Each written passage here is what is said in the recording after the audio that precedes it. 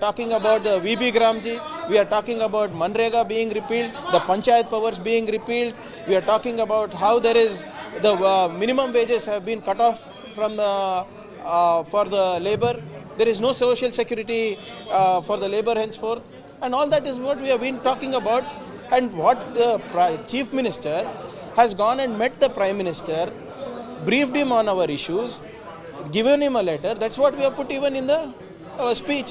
What Mr. Krishna Bairegowda has gone and spoken to Nirmala Sitharamanji, that's what we have put. What I have gone and spoken to C.R. Patilji, that's what we have put. And we are stating facts. Not a single line of lie is there, not a single line of fiction is there in it. But still, the governor does not want to read it. That means, where is he getting his orders from? Has the governor's office become the BJP office? I mean, what is the reason? We are just merely stating the facts. We are making a statement. And he is duty bound. It is his constitutional mandate, constitutional duty to do so.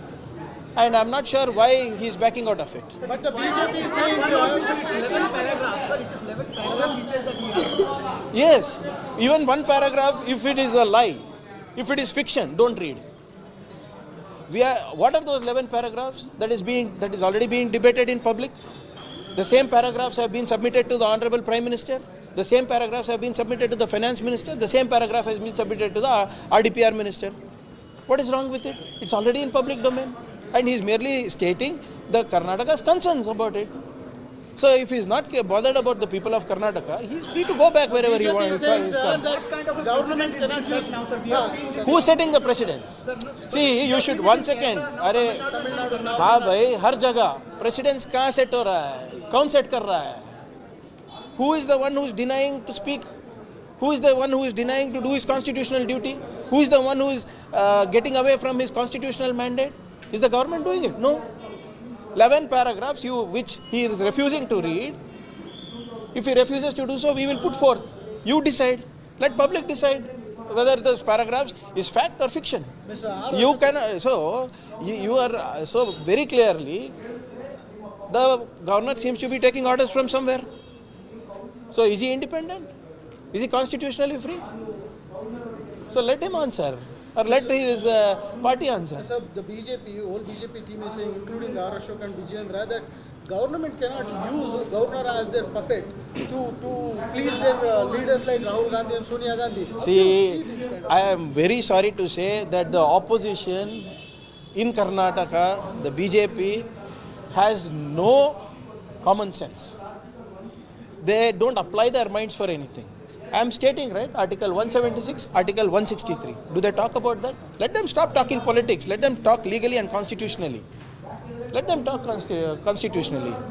I mean, what can you answer if they are going to talk like that? If they are going to talk foolishly, it shows their capacity.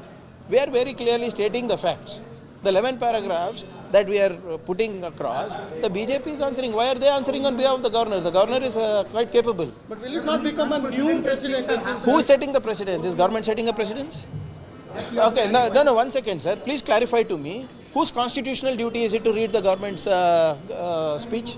Whose constitutional mandate is it to read the speech provided by the government? Is it the government's or is it the governor's? Who is guiding governor, you feel, sir? The governor acts upon the guidance and aid of the Council of Ministers.